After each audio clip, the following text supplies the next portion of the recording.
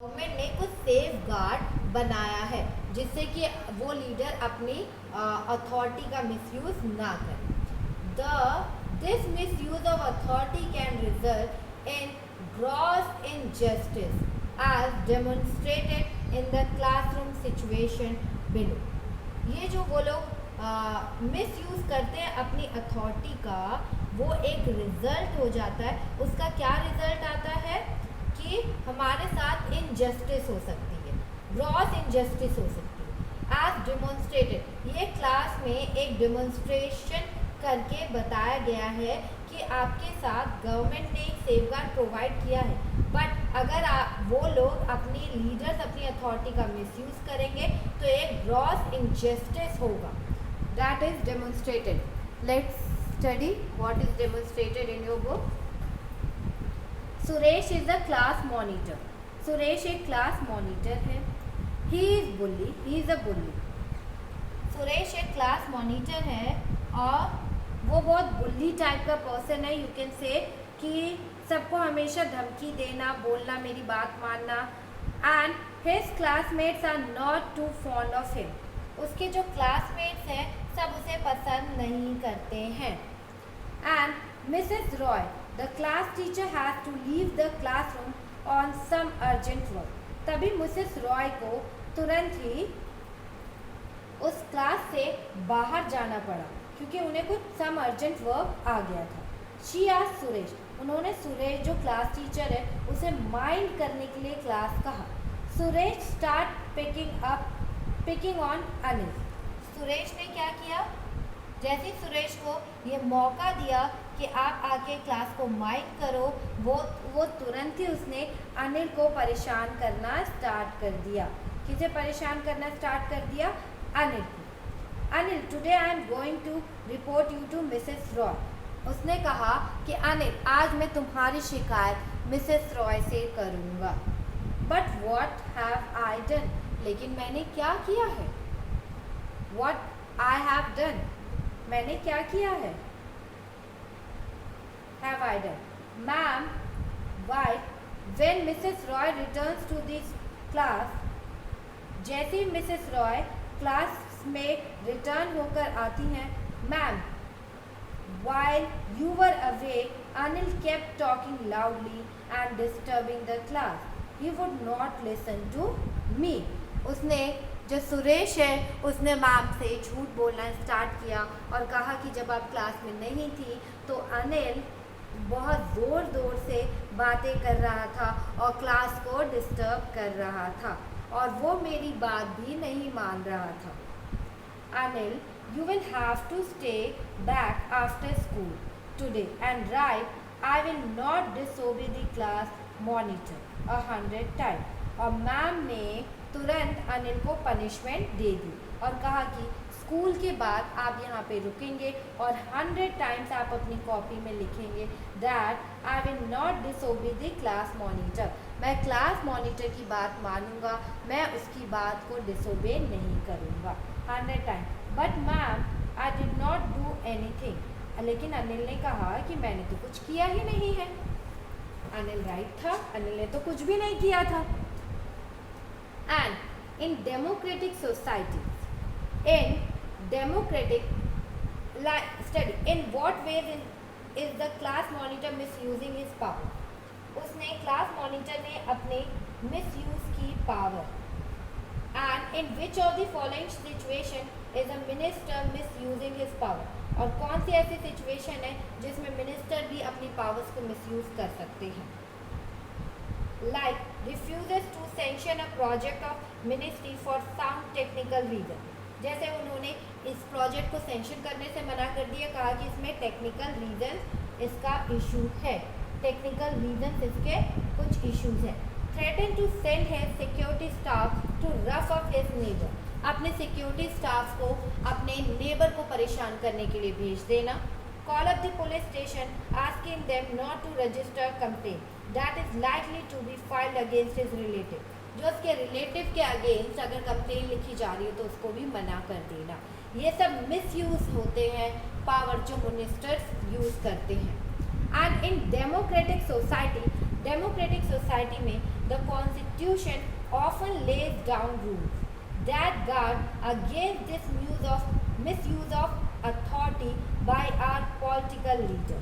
Democratic society में हमारे constitutions में कुछ रूल्स एंड रेगुलेशंस या कुछ सेफगार्ड बनाए गए हैं अगेंस्ट उनके जो अपने पावर का, अपनी अथॉरिटी का मिसयूज करते हैं। पॉलिटिकल लीडर्स के लिए भी कॉन्स्टिट्यूशंस में कुछ रूल्स बनाए गए हैं।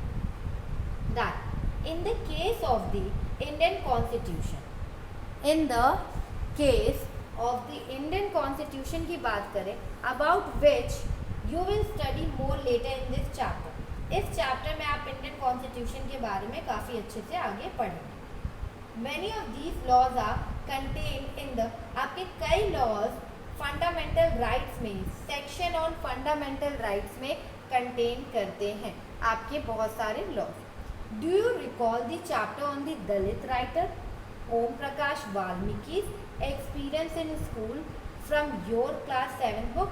आपको ओम प्रकाश वाल्मीकि की स्टोरी याद है, जो दलित राइटर थे जिन्होंने एक बुक भी लिखी थी, और उन्होंने जो बुक लिखी थी और उन्होंने अपना एक्सपीरियंस जो स्कूल में उनके साथ बिहेवियर हुआ था, उन्होंने अपना एक्सपीरियंस एक बुक लिखते हुए उन्होंने वो चीज़ों को बताया था। क्या आपको उनकी स्टोरी याद है जो क्लास 7 में आपने रीड की थी? और broken, Dalit, what does Dalit means? Dalit means broken. और उन्होंने अपनी ऑटोबायोग्राफी लिखी थी, दैट इज झूठन ऑटोबायोग्राफी लिखी थी झूठन।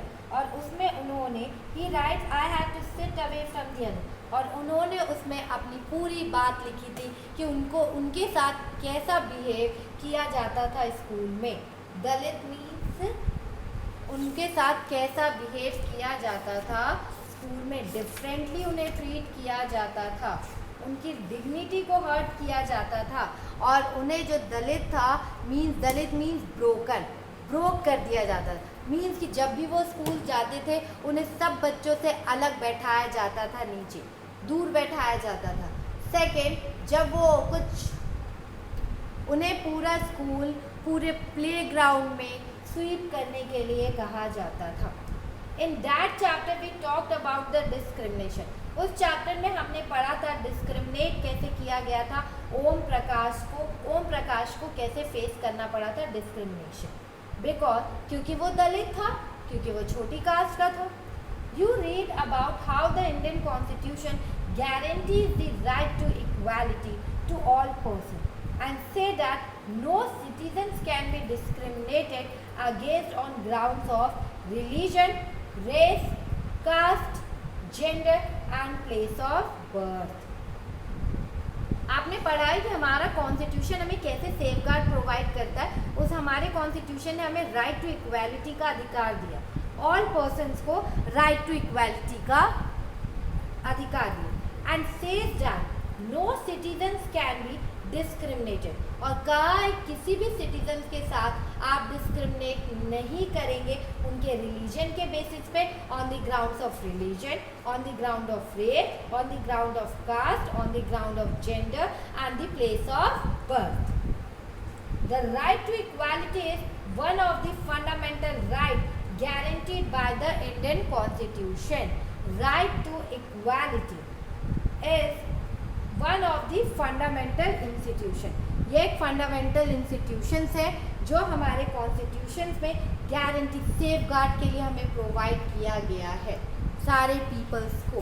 First is right to equality, right to equality, and second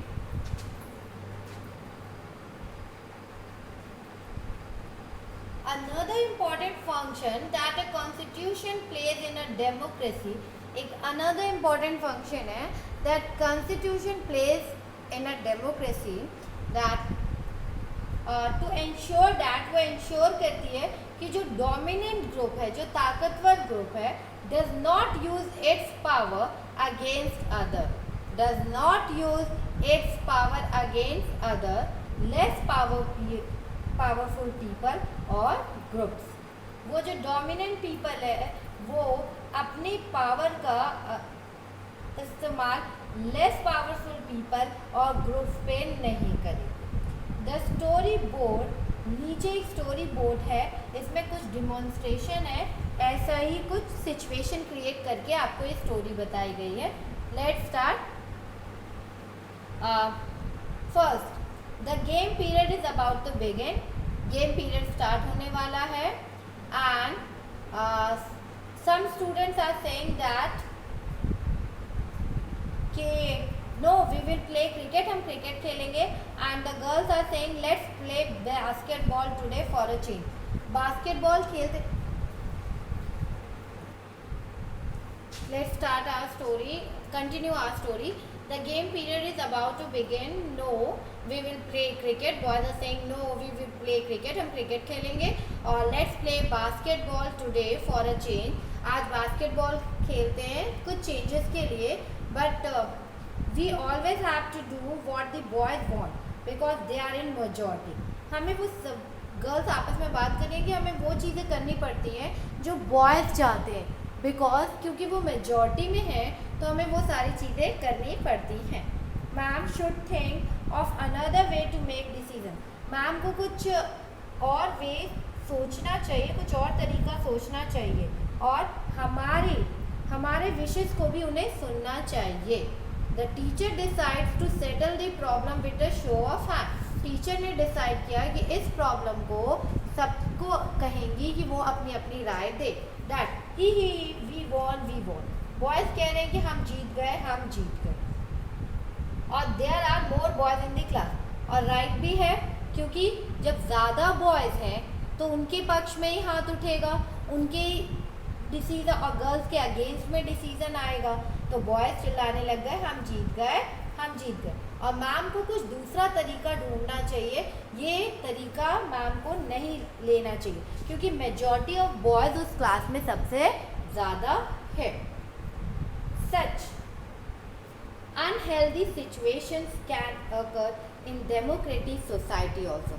जो क्लास में ऐसी सिचुएशन है कि बॉयज़ की मेजॉरिटी ज़्यादा है, गर्ल्स की कम है, तो जब भी कोई गेम खेलना होता है तो हमेशा बॉयज़ की मेजॉरिटी एक हो जाती है और गर्ल्स दूसरा गेम नहीं खेल पाती।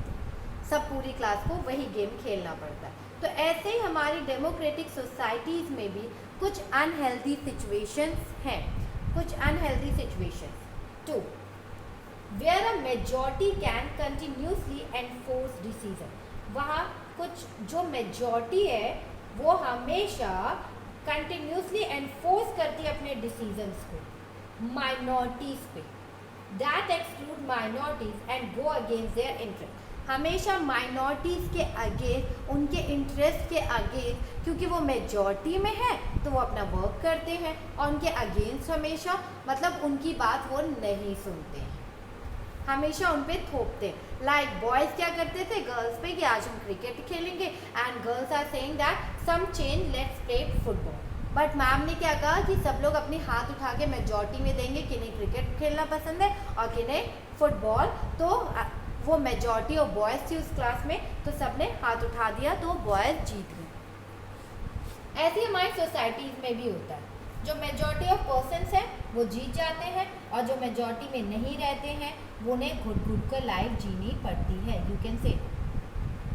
और उनकी मतलब उनको बहुत नुकसान होता है और उनके इंटरेस्ट की हमें कोई परवाह नहीं। As the above story board illustrate, every society is prone to this tyranny of the majority। Means कि above story बुक से तो आपको पता ही चल गया होगा, इलुस्ट्रेट से, कि अभी कई सोसाइटीज़ में टाइरेनी ऑफ द मेजॉरिटी है, टाइरेनी ऑफ द मेजॉरिटी है। टाइरेनी मीन्स द क्रूअल और अनजस्ट यूज ऑफ पावर और authority. The cruel and unjust use of power और authority. Unjust use of power अभी भी कुछ अथॉरिटीज़ में होती है मेजॉरिटी में, जो पीपल्स रहते हैं।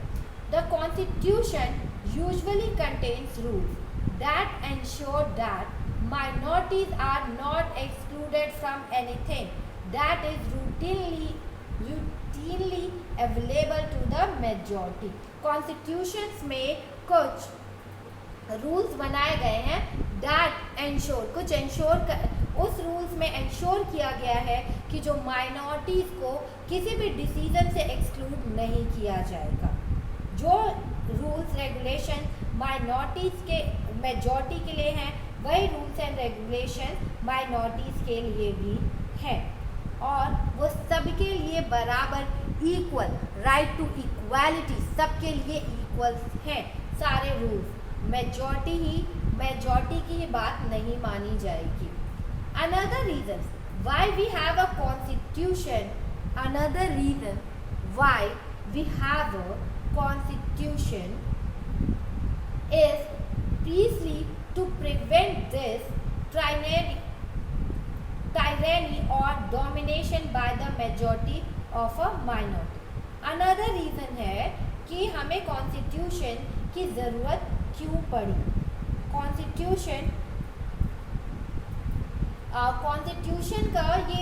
कॉन्स्टिट्यूशन को प्रिवेंट करना था।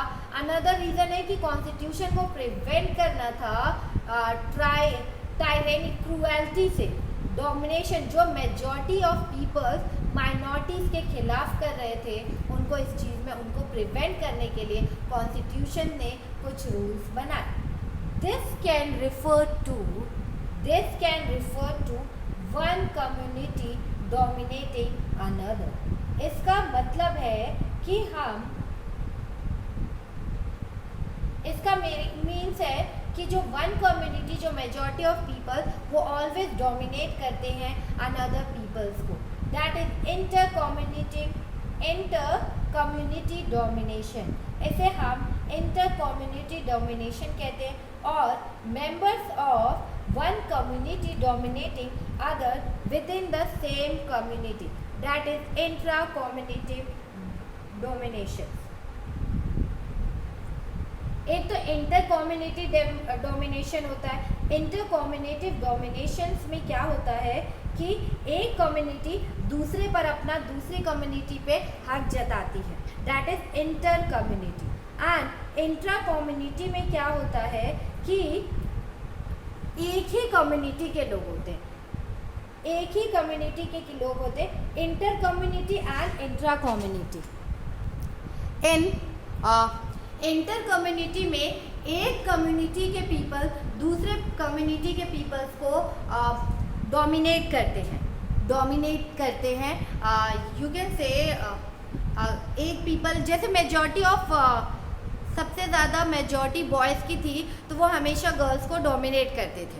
एंड इंट्रा कम्युनिटी में क्या है कि इंट्रा कम्युनिटी में सब एक ही कम्युनिटी के रहते हैं। एंड इन इंटर कम्युनिटी में आप 6th और 7th क्लास को ले लीजिए। जो 7th क्लास के बच्चे हैं, अगर 7th क्लास में 14 बच्चे हैं और 6th क्लास में 10 बच्चे हैं, तो वो हमेशा क्या करेंगे, 7th क्लास के बच्चे 6th क्लास को दबाने की कोशिश करेंगे। That is inter community. And intra community में आप एग्जांपल ले सकते हो, क्लास में अगर बॉयज़ की मेजॉरिटी ज़्यादा है, गर्ल्स की कम है, तो हमेशा बॉयज़ क्या करते हैं, गर्ल्स को दबाने की कोशिश करते हैं। एक ही क्लास के बच्चे होने के कारण, एक ही कम्युनिटी में होने के कारण, वो हमेशा क्या करेंगे, माइनॉरिटीज़ को दबाने की कोशिश करेंगे, डोमिनेट करने की कोशिश करते हैं। एंड हमेशा डोमिनेट करते हैं। That is inter community and intra community. तो today we have study about 2 points. That is first, हमने कॉन्स्टिट्यूशन के बारे में पढ़ा कि हमें कॉन्स्टिट्यूशन की ज़रूरत क्यों पड़ी, राइट टू इक्वालिटी के लिए, and inter community intra community के लिए भी, हमारी माइनॉरिटीज़ के लिए। एंड थर्ड इज फर्स्ट में हमें क्या बताया गया, it lays out certain ideals, ये एक सर्टेन आइडियाज देती है, आइडल्स बनाती है, that form the basis of kind of country that we as citizen aspire to live. हम ऐसी कंट्री में रहना चाहते हैं जिसमें जो कंट्री में आइडल सिचुएशंस हो, हमारे लिए आइडल थिंग्स हो, हमारे शेप्स हमें दे सके हमारे फ्यूचर्स को। एंड इस चीज़ में हमने आइडल्स के बारे में पढ़ा। सेकेंड, इसमें हमने नेपाल की स्टोरी पढ़ी थी, लाइक नेपाल में राजा मोनार्की सिस्टम था एंड आफ्टर 2006 मोनार्की सिस्टम को फिनिश किया गया एंड 2008 में वहाँ के कॉन्स्टिट्यूशन बन के 2008 में डेमोक्रेसी स्टार्ट हुआ। किंग ने रिजॉर्ट में पार्लियामेंट में साइन किया कि अदर पॉलिटिकल पार्टीज इसमें इन्वॉल्व हो सकती है और 2008 में वहाँ पे कम्युनिटी डेमोक्रेसी हुई और एबॉलिश कर दिया गया मोनार्की सिस्टम को। एंड इन 2015 में नेपाल ने एक अडॉप्ट किया था, Nepal adopted a new constitution for the country in 2015 and after that the second important purpose of a constitution is to define the nature of a country's political system। Country के political system को एक nature में define करना था that कि कोई भी leader अपने पावर्स को मिसयूज ना करे, अपनी अथॉरिटी का मिसयूज ना करे, कोई भी लीडर अपनी अथॉरिटी का मिसयूज ना करे। इसके लिए भी पॉलिटिकल सिस्टम के लिए भी कॉन्स्टिट्यूशंस में कुछ रूल्स एंड रेगुलेशंस बनाए गए थे। जैसे हमने नेपाल में पढ़ा था कि जो कॉन्स्टिट्यूशन है वो पूरा सिर्फ किंग के हाथों में था, किंग ही वहाँ पे रूल करता था और काउंसिल ऑफ मिनिस्टर्स की सजेशन लेके, बट द लास्ट डिसीजन किसका था? King. But in a democratic country और डेमोक्रेटिक गवर्नमेंट और पॉलिटी द कॉन्स्टिट्यूशन बहुत इंपॉर्टेंट रोल प्ले करती है किसी भी डेमोक्रेटिक कंट्री के लिए। उसके गाइडलाइन वो कैसे गवर्न करती है डिसीजंस को, उसके लिए कॉन्स्टिट्यूशन बहुत इम्पॉर्टेंट है। और as we know in a constitution we choose our leader. जब हम किसी लीडर को चूज़ करते हैं तो उस लीडर की रिस्पॉन्सिबिलिटी है कि हमारी बातों को हमारे बिहाफ में कॉन्स्टिट्यूशन के सामने हमारी बातों को रखें। But sometimes the leader misuse there authority, sometimes leader misuse करते हैं उस अथॉरिटी का। बट इसके लिए भी गवर्नमेंट ने कुछ रूल्स बनाए हैं, कुछ कॉन्स्टिट्यूशंस में सेफगार्ड बनाया है। आपको अगर 7th क्लास के ओम प्रकाश वाल्मीकि की स्टोरी याद है झूठन, तो उसमें आपने ये पढ़ा होगा कि दलित मीन्स ब्रोकन। ये स्टोरी दलित मीन्स ब्रोकन, कैसे उनके साथ डिस्क्रिमिनेशन किया गया था। और हमें गवर्नमेंट ने फंडामेंटल राइट में राइट टू इक्वालिटी का अधिकार दिया है कि हम सब इक्वल हैं। और इसमें एक स्टोरी आपने ये भी पढ़ी थी, inter community and intra community. Function of government का क्या था कि उसे डोमिनेंट ग्रुप्स ऑफ पीपल को जो डोमिनेंट ग्रुप्स ऑफ पीपल है उनको उनकी पावर, जो वो अपनी पावर को लेस पावरफुल पीपल पे यूज़ करते हैं, उसके लिए भी उन्होंने कुछ कॉन्स्टिट्यूशंस में लिखा था। एंड इसी में हमने इंटर कम्युनिटी और इंट्रा कम्युनिटी का एग्जाम्पल लिया। इंटर में हमने 6th और 7th क्लास का एग्जाम्पल लिया and intra community boys and girls का एग्जाम्पल हमने लिया था जो कि 8th क्लास में थे।